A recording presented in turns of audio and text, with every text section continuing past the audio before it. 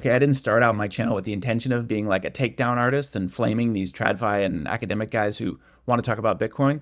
But it turns out I'm kind of good at it because I just did one of this UK professor the other day, and the commenters were saying it was Matthew Crowder level takedown. So I take that as a compliment. So go watch that one first if you're interested. But if you're going to put up a video and call yourself an expert and answer questions about Bitcoin, you got to take the heat that comes back on you when you don't actually know what you're talking about. So I'll give this guy credit. He wasn't as bad as the UK professor. That guy was terrible. This guy knows a little bit, but he got a lot of things wrong. And again, if you're going to position yourself as an expert and say you're answering questions about it and trying to educate your audience, because I think he works for like a bank, then you better get it right. So here we go. I'll probably fast forward through some of this because he preambles and meanders a little bit. Hello, everyone. I'm John Cunnison. I'm the Chief Investment Officer at Baker Boyer Bank, and welcome to Ask the Expert. So today, we got a question about Bitcoin. And basically, the question is around, there's some support for cryptocurrency from the new administration. What does it mean for the stability for the global financial system? Is it possible that it could replace U.S. hard currency? And are there any questions around it being basically like a Ponzi scheme? And then there's some questions around concerns about energy use, things like that.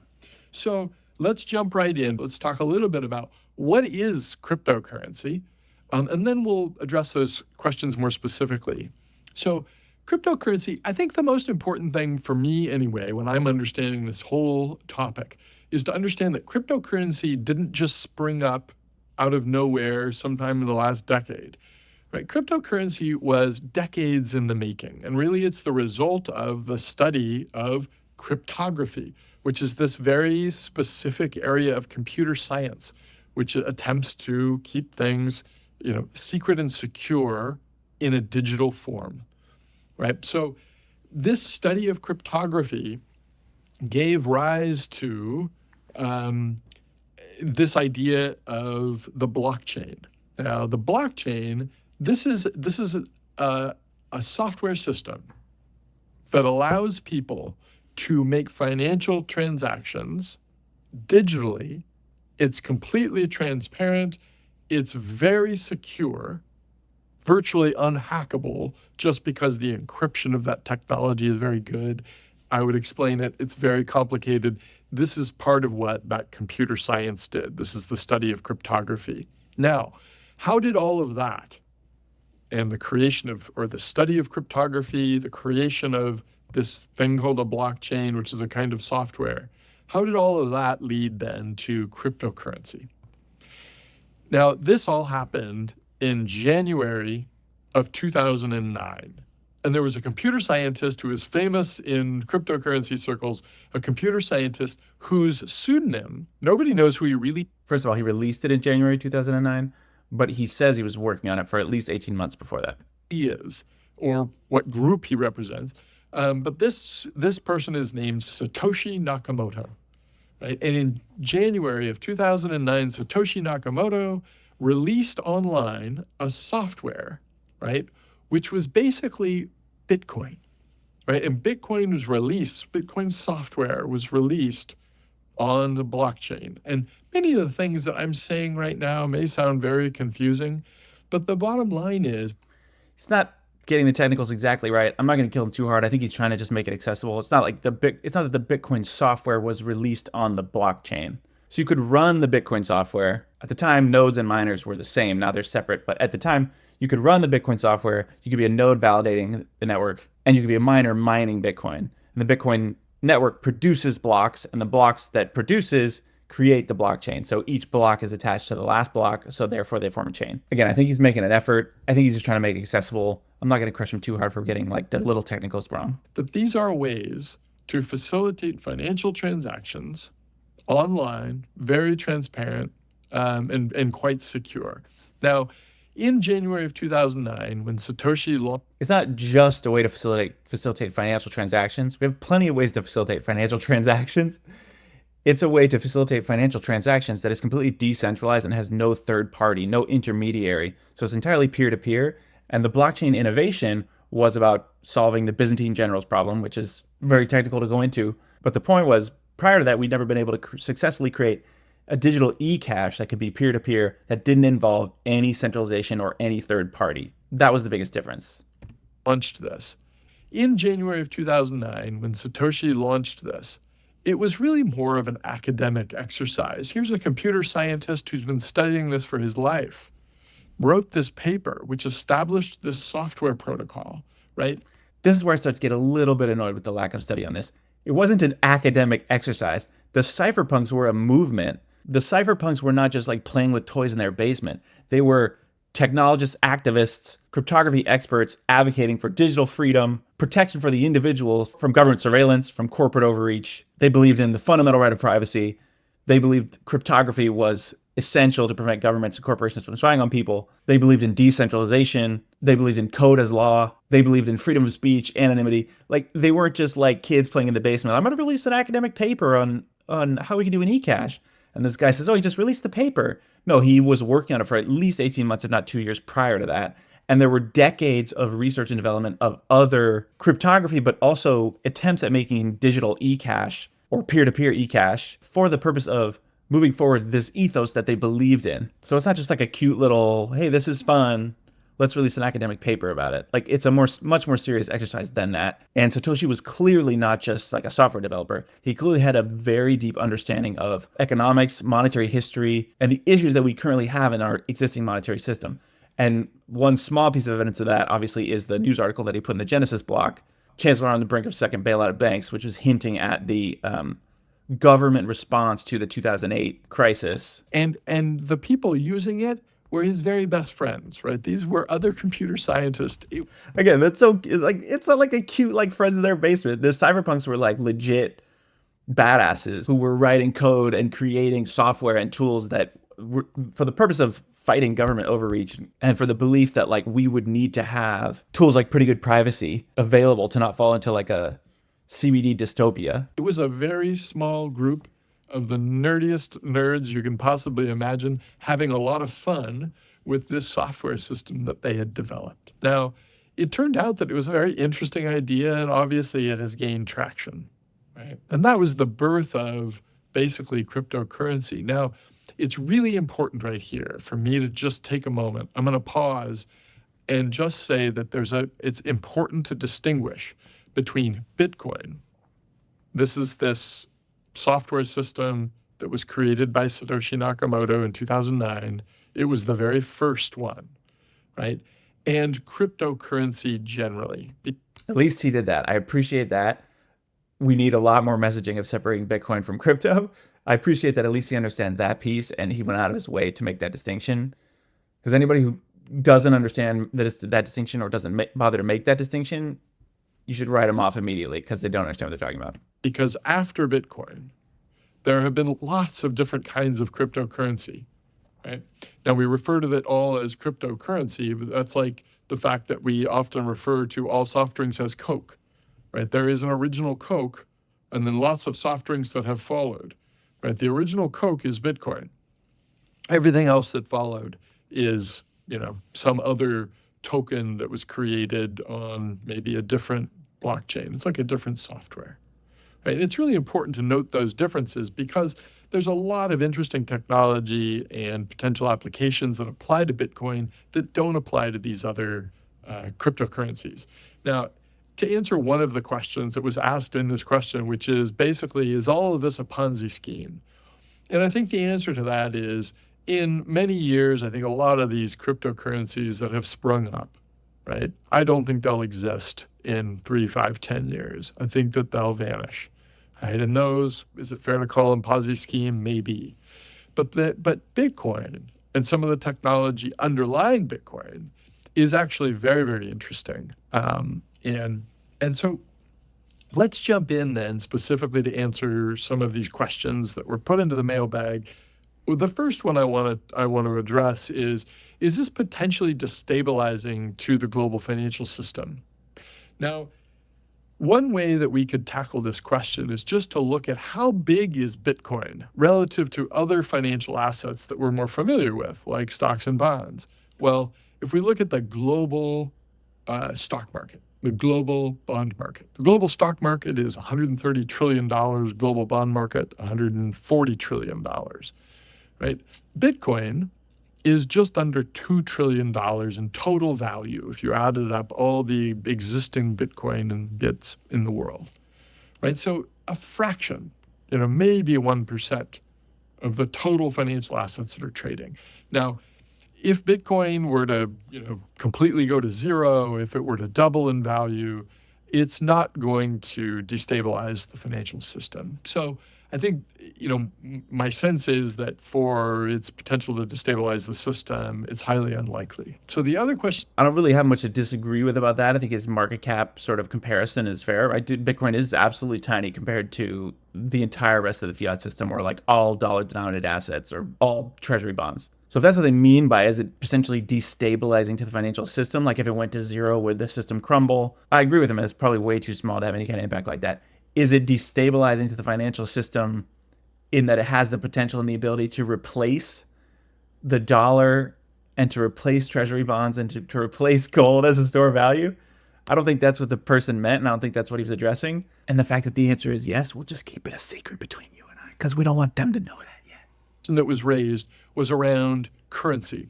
Now, and I say that because the person who asked the question asked, is it possible that Bitcoin is an attempt or could replace US hard currency? So currency has three characteristics that are widely agreed upon. And to be a real currency, you have to have these characteristics. The first one is that it's a widely accepted means of payment, right? Is Bitcoin or other cryptocurrencies a widely accepted means of payment? No. So they fail that test. Are they a unit of account? So if I were to ask you, hey, what does it cost to buy a dozen of eggs in Bitcoin? Would you know the answer? Well, no. So it's not a very effective unit of account. The final one is a store of value. So here I'm going to pause because here's what I'm going to quibble. You could say this is semantics, but I actually think the distinction is important. To be currency, something only needs to be able to function as medium of exchange and a unit of account. The distinction that I think is important is to be money, something also has to be a store of value. But to be currency, doesn't need to be a store of value, just needs to be a medium of exchange and a unit of account. He's arguing that Bitcoin can't be currency because it's not effective as a medium of exchange and it's not effective as a unit of account. The problem with the argument is Bitcoin is perfectly effective as a medium of exchange. Just because it hasn't reached full global adoption yet doesn't mean it doesn't work as a medium of exchange. It works perfectly fine. It's peer-to-peer electronic cash. You can buy things in Bitcoin, you can send somebody Bitcoin, you can trade Bitcoin. There's plenty of businesses that accept Bitcoin. So it works perfectly fine as a medium of exchange. So I don't think that's an argument why it can't be a currency. It works perfectly fine as a currency. He says it's not an effective unit of account because you don't know the price of sats of a dozen eggs. That's literally just a function of adoption again. Of course, I agree. Like most people don't go around denominating prices in sats yet. That's just a function of adoption. The euro didn't exist till 30 years ago, so nobody was pricing anything in euros. But then they introduced the euro, and then they had euro exchange rates for all the existing fiat currencies for each country. And then people slowly over time began pricing things in euros. It's just a matter of changing the way people think. I'm not saying that's going to happen tomorrow, but there is no reason why that can't happen in the future, that people would know the price of a dozen eggs in sats. Sats are satoshis, which is fractions of a Bitcoin, 100 million satoshis in one Bitcoin. So I think the argument that it's not a currency or it can't because it's not effective as a medium of exchange or it's not effective as a unit of account, the current lack of global adoption doesn't negate the use case or the ability for Bitcoin to function in those two roles. The final one is a store of value. Here's where it gets a little more interesting.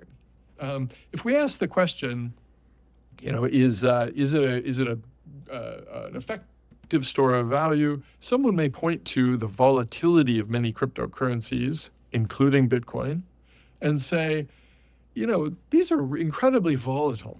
It's not a very effective store of value, right? So I'm going to pause again because my point is the distinction is to be currency, something needs to be able to function as a unit of account and a medium of exchange. To be money, it also needs to function as a store of value. Now you run into a problem because the dollar functions very well as a currency. It does not function very well as a store of value because the dollar is designed to lose its purchasing power at least 2% per year, in reality more. So by definition, it stores some value in the short term, but it does not store value in the medium and the long term. But some of the Bitcoin enthusiasts in particular, maybe other cryptocurrency enthusiasts as well, may point to the US dollar and say, well, over long periods of time, the US dollar loses value. It Read my loses mind. value to inflation. And part of the reason that's the case is because the total value of all the existing US dollars is not finite. It means total quantity, not total value. Right? It can expand as the Federal Reserve, basically creates more money, as the banking system creates more money. Right? So that creates inflation. It can create a reduction in the value of the dollar, its purchasing power.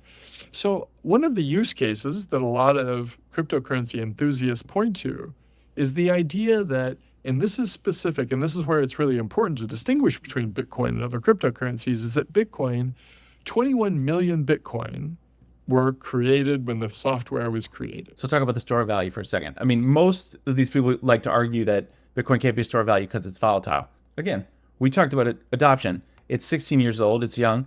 It's increasing in adoption. And as it goes through that, of course, it's not going to go through a perfect linear rise in value. It has ups and downs along the way. That's the natural free market. That's basically $900 trillion of dollar-denominated assets in the world flooding in and out of that $2 trillion market cap of Bitcoin that he talked about. So that's just natural market fluctuations. But over time, Bitcoin is clearly becoming more adopted and becoming more valuable. And in any 4-year period, essentially, if you've held Bitcoin for a 4-year period, any 4-year period in history, you haven't lost money. So it depends what you want out of your store of value. If you want something that temporarily doesn't move too much, but over the long haul only goes down, or you want something that temporarily goes up and down, but over the long haul only goes up, it's up to you with how you want to define store of value. 21 million Bitcoin were created when the software was created. He's going to get into the 21 million finite supply, which is one of the fundamental reasons why it functions as a store of value and does maintain its value over time, is because the supply is not diluted. So if you own that share of the network, that share of the network will always represent the same percentage of the total overall supply. So he already mentioned how more and more dollars are continually coming into the system. If you have a fixed supply of Bitcoin and you have more and more of those dollars are chasing scarce, desirable Bitcoin, and the fiat denominated exchange rate of Bitcoin will continue to go up. And you can reliably trust that it will store its value because it cannot be debased. The only thing you need to ask is, will adoption continue? Will other human beings continue to value this thing? Right? It's in the rules around how that software is used. There are 21 million Bitcoin, and there will never be any more than 21 million Bitcoin. There's a scarcity there. And that's what the Bitcoin enthusiasts will point to say that it potentially has a use case as a store of value. Right? So it is not a currency, right? And it's very unlikely that it'll ever be a currency. But could it be a store of value? Again, I completely disagree. There's no reason why it doesn't fulfill the functions that a currency needs to fulfill, which are medium of exchange and unit of account. Whether or not it becomes globally adopted as those two things is just a function of the free market and choosing it, and whether or not enough people will choose it over time. And of course, that's going to take more than 16 years. I'm not arguing that it ever wouldn't. I just don't think looking at something that is clearly going up in adoption and picking one point in time along that curve and saying, well, it hasn't reached total global adoption yet, that means it can't function as a currency. It just needs to be able to fulfill the functions as a currency and then let the free market adopt it over time. Something that only the future will tell. So if I were to just summarize all my thoughts here, the one would be, should we worry about Bitcoin being, actually, let me back up. Should we worry about cryptocurrency being a Ponzi scheme? Some of them certainly are not going to be around in 3 to 5 years. I like that he said that, okay? Because yes, every cryptocurrency that's not Bitcoin, you should worry about being a Ponzi scheme, because it is.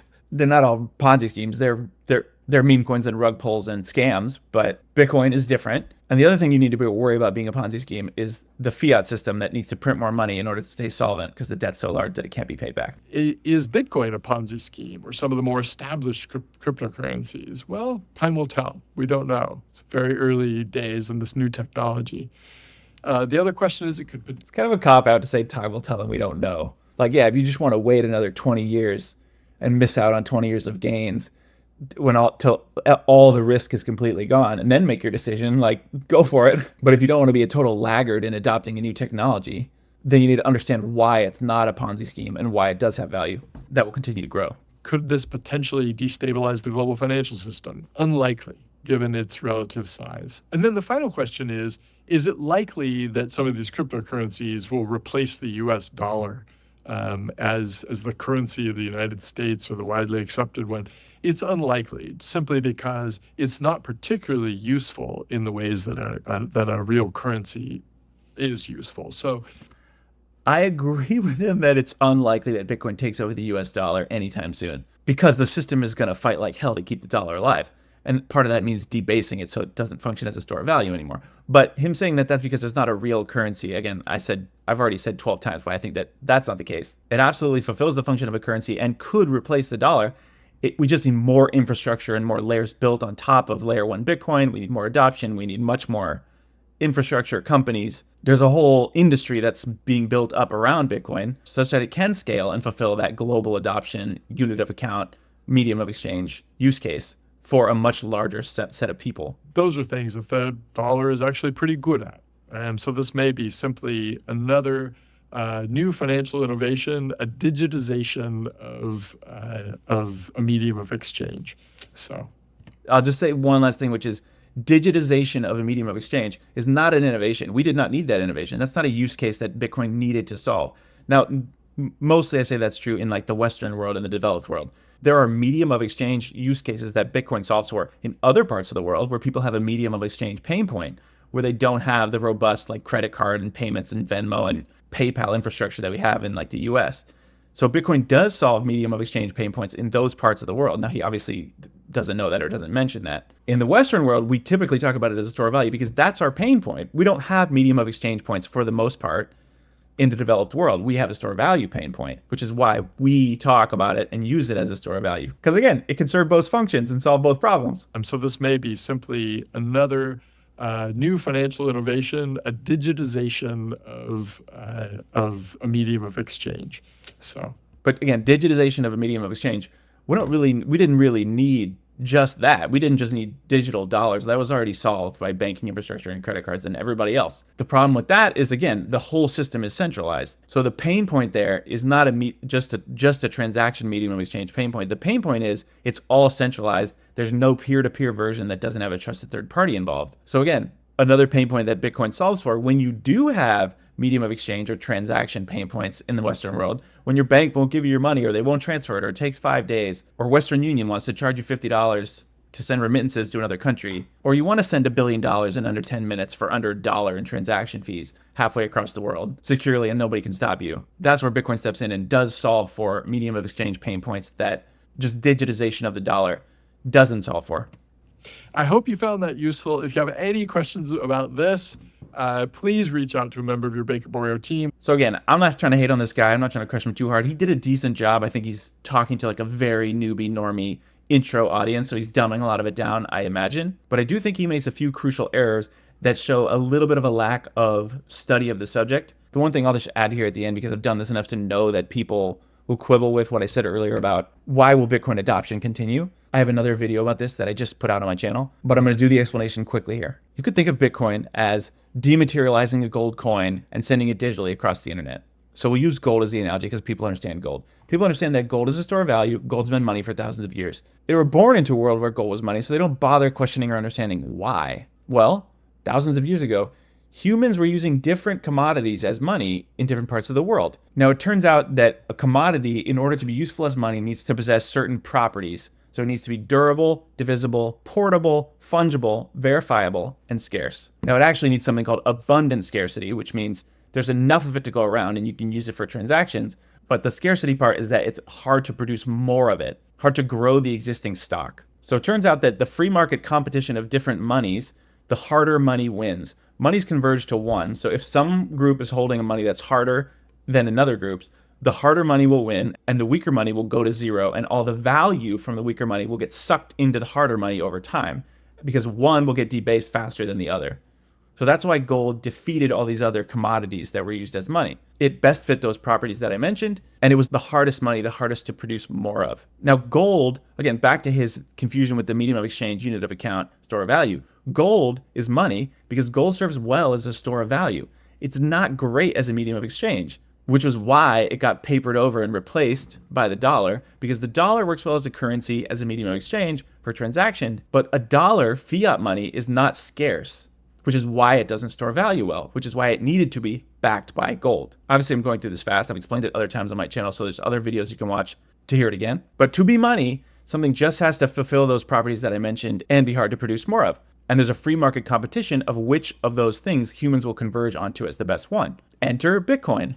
So Bitcoin was engineered to be portable, durable, divisible, fungible, verifiable, and scarce. Sound familiar? But in a digital world, Bitcoin beats gold because it's way more portable, it's way more divisible, it's way more verifiable, and it's more scarce. The total finite supply means that Bitcoin is harder money than gold is. And contrary to what this guy said, Bitcoin can function as a medium of exchange and a unit of account, in addition to being a store of value. So Bitcoin is the better money, Bitcoin is the harder money, and Bitcoin has entered into a free market competition against these other monies and these other stores of value, and it is winning. The last 16 years of growth and adoption is just evidence of it defeating its competitors in the free market competition to be money. So again, will it continue to be a store of value in the future? All you need to know the answer to that question is to believe what I just said in the last 5 minutes. If those things continue to be true, there is no reason why that trend will be reversed. So that's the piece I think he doesn't quite understand. That's the piece most people don't understand. And that's why Bitcoin is still an asymmetric bet for you today, because people like him and the people he's talking to definitely don't get it yet. So if you get it, you're ahead of the curve. All right, if you like this video, please watch my other takedown video, that UK professor. Like this video, subscribe to the channel. We got to pump the numbers up. I need you to share this with someone you think might enjoy it. Leave a comment, leave a question, and leave a comment and help me decide what my new sign-off line should be. We got option 1, fix the money, fix the world. Option 2, Bitcoin fixes this. Option 3, the revolution will not be centralized. I can see that on a t-shirt. Option 4, in sats we trust. Option 5, hard money wins. And option 6, Bitcoin is inevitable. See you next time.